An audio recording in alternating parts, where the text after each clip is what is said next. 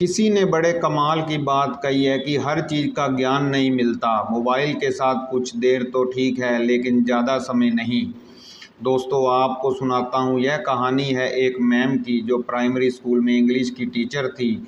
और एक दिन वह अपनी क्लास में थी और उन्होंने क्लास में सारे स्टूडेंट्स को सरप्राइज़ टेस्ट दिया। उन्होंने कहा कि आपको एक टॉपिक पर जो है एक ऐसे लिखना है, कुछ लाइंस लिखनी है। और टॉपिक था माय विश, मेरी ख्वाहिश, कि मैं क्या चाहता हूँ। तो सारे बच्चों ने अपना अपना जवाब जो था आंसर शीट में लिख दिया।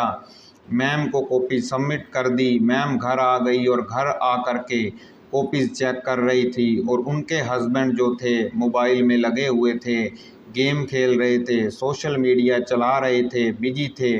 उनको पता भी नहीं था कि उनकी वाइफ जो है कॉपी चेक कर रही है, पास में बैठी हुई है। सब अपने अपने काम में व्यस्त थे। घर में दादाजी अपने मोबाइल में लगे हुए थे, दादी जी अपने मोबाइल फ़ोन चला रही थी। सब अपने अपने मोबाइल में बिजी, अपनी अपनी जो है दुनिया में मगन थे। जब कॉपी चेक कर रही थी मैम, तो एक कॉपी में जवाब पढ़ते पढ़ते उनकी आंखों में आंसू आ गए और आंसू टप टप गिरने लगे। हस्बैंड का एकदम से ध्यान गया कि तुम रो क्यों रही हो। वो पूछने लगे। मैम ने कहा कि इसमें जवाब भी कुछ ऐसा लिखा है। हस्बैंड ने पूछा, ऐसा क्या लिखा है तुम्हें रोना आ रहा है, और क्या टॉपिक था जिस पर इतना तुम परेशान हो गई हो। इमोशनल बात थी। मैम ने कहा, नहीं, टॉपिक में बहुत आसान था। मैंने बच्चों को कहा कि आज माय विश, मेरी ख्वाहिश पर कुछ लिख करके बताइए। और एक बच्चे ने कुछ ऐसा लिख दिया जो पढ़कर मेरी आंखें नम हो गई। मुझे समझ नहीं आ रहा कि क्या करूं। हस्बैंड ने पूछा, नहीं क्या लिखा है, तो कहती है, बच्चे ने लिखा है, मैं चाहता हूँ, मेरी ख्वाहिश है कि मोबाइल चला जाए, दूर चला जाए, हमारे घर से दूर चला जाए। मेरा दादू मोबाइल चला रहे होते हैं, घर जाता हूँ दादी मोबाइल चला रही होती है, स्कूल जाता से आता हूँ सोचता हूँ खेलूँगा, बात करूँगा, कोई बात ही नहीं करता। बुआ मोबाइल चला रही है, चाचू चाची मोबाइल चला रहे हैं, पापा स्कूल से आते हैं अपना काम निपटा करके तो वह भी मोबाइल चला रहे होते हैं। स्कूल की जॉब ख़त्म करने के बाद में सब मोबाइल चला रहे हैं। मम्मी स्कूल से आती है पढ़ा करके, वह भी जो है मोबाइल चला रही होती है, मुझसे कोई बात भी नहीं करता। और फिर नीचे बच्चे ने लिखा, अगर आपको जादू आता है तो मुझे जादू सिखा दो, क्योंकि अगर मोबाइल दूर नहीं जा सकता तो मैं वो मोबाइल बनना चाहता हूँ।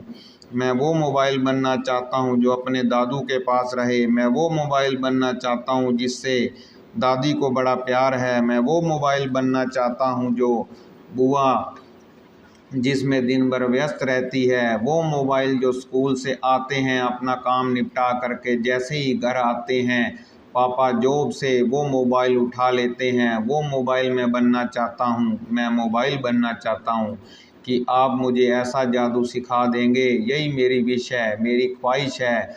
ये बोलते बोलते मैं और ज़ोर से रो रही थी। हस्बैंड ने पूछा, कैसा बच्चा है बेचारा, उसके घर वाले उसको टाइम नहीं देते।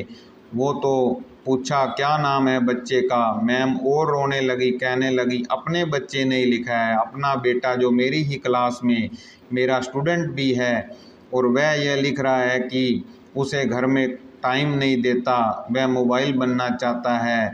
हम इतने बिजी हो गए हैं, अपने ही बच्चों को टाइम नहीं दे पा रहे, वो चाहता है कि मोबाइल बन जाऊं। ये कहानी मैम की और उनके बच्चे की नहीं, कहानी हम सब की है। हम में से ज़्यादातर लोग सिर्फ मोबाइल के साथ चिपक गए हैं। यह मोबाइल आया था ताकि हम कनेक्ट हो पाएँ, लेकिन इस कनेक्शन में हम अपने ही लोगों से डिस्कनेक्ट हो गए हैं। घर में आज एक दूसरे से बात करने के लिए लोगों के पास टाइम नहीं है। ज़रा सोचिए, यह कहानी सोचने पर मजबूर करती है।